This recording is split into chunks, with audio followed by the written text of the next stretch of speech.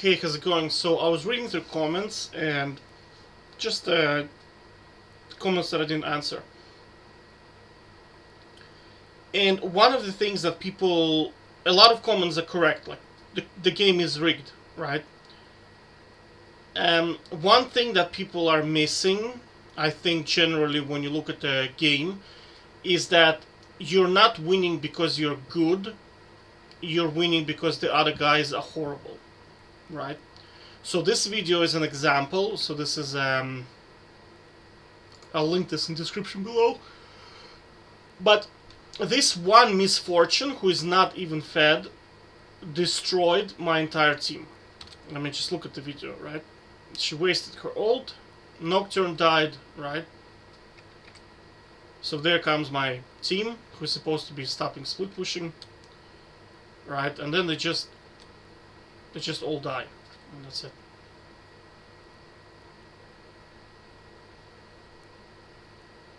So you see, like how much damage did they do? I don't know what Annie's doing. I think she might be. I don't know what she's doing.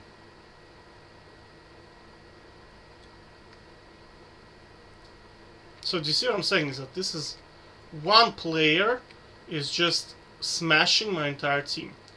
So think about it this way: why wins when you play? You win the game, and it just feels so dissatisfying to win the game. And that is because you're not really winning. It's just that the other guys are just complete feeders, right? And you can see that in ranked games, you can see that in normal games, you can see that on diamond level. You just see it straight away. Like the game itself is just a rotation mechanism of feeders, and that's it, right? So that's why kind of it's completely pointless to play it. And the rank, especially like people are like, oh, I'm diamond, I'm like master tier, grandmaster. Dude, it is irrelevant. It is completely irrelevant. Rank is irrelevant in this game. Why? Because you can get rank through spamming games, right? Because we know that the game is set to 50% wins, 50% losses, right? I'd say it's set to 40% guaranteed wins, 40% guaranteed losses, and then 20% you are the decider. Well, I'd even go as to say it's like 2-1. So 2-1. So 2 out of 5 games you're gonna lose because feeders are on your team. 2 out of 5 games feeders are gonna be on the enemy team, and you're just gonna stomp them. And then that 1 out of 5 games is where you are the decider, right? So whether you climb or not is really is determined by how well you play that 1 out of 5 games. But now think about it this way, right? If you just break even, if you just do the maths, right? How much points you gain, how much you lose. At 50% win rate, you're going to climb. This is how people who spam games, they climb to like Grandmaster, like low Grandmaster level.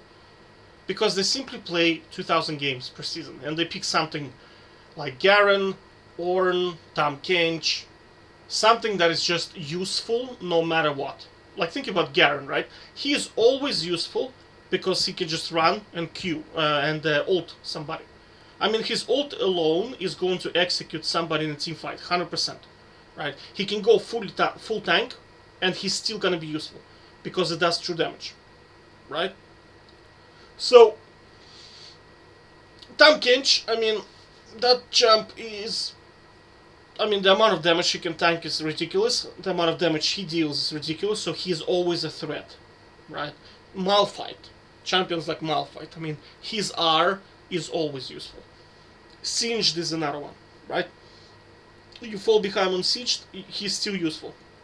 So that's why I see a lot of players who are playing this type of champions, right? It's not that they're super good, it's just that they are not feeding, and they're just taking advantage of the rotation mechanism, right? So that's what I'm saying, is that what's the point? What is the point of doing this, right? Are you really getting better, or are you just spamming games? And my answer is like spamming games. It doesn't. That fact that you're grandmaster does not mean shit, right? Because I have already demonstrated on multiple occasions that, like, I can beat. Where's that guy? I just smashed him last week, I think. Lazer, I think he's top 20 challengers. I think his name is like this. Yeah, there he is. This guy here. Yeah. So he is top 50 challenger. Top 50. On the ladder.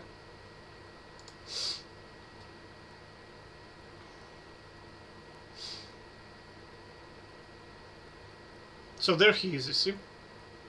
So he actually plays Fiora, right? So let's look at... Let me just find...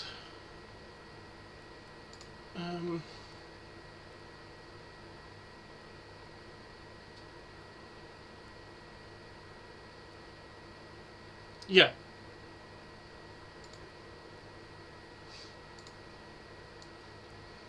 There you go.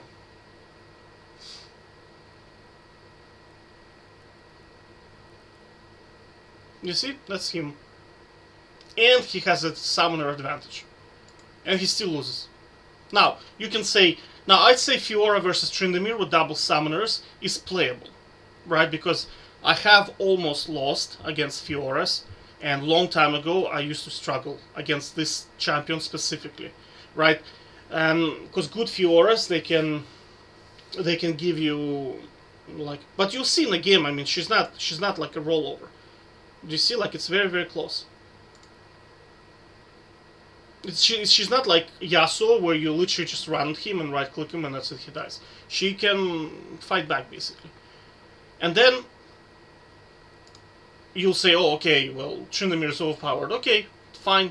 But here's a video of me playing against the same guy, and he's a top laner, and he picks Tryndamere into me. And he still loses.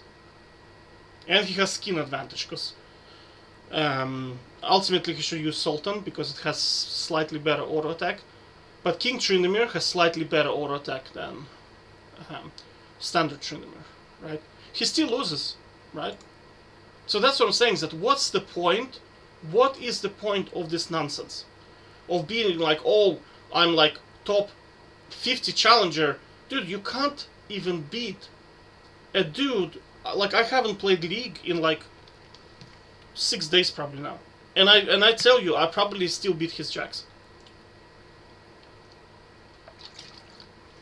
Right? So, why, like, just ask yourself, you're pursuing something that is irrelevant.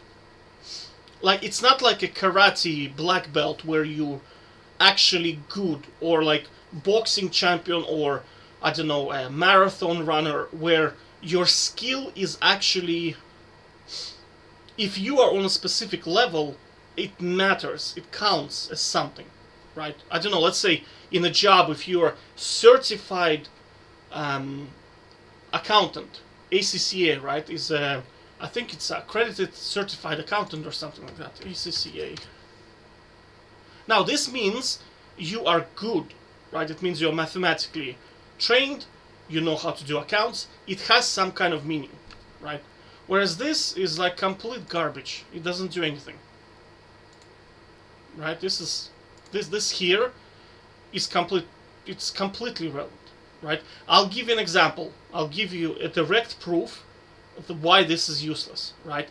Because the LCS or LEC, whatever, the professional scene, does not select players from this pool. Have you noticed? They do not care.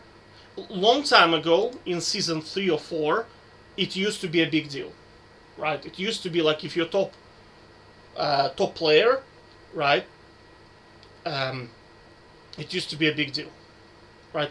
But in today League of Legends, because we are working with engagement optimized matchmaking, no reasonable coach is going to care about this, because it's just a rotation mechanism. It doesn't say anything about you. Right. So I'm telling you, stop wasting your time. Take care.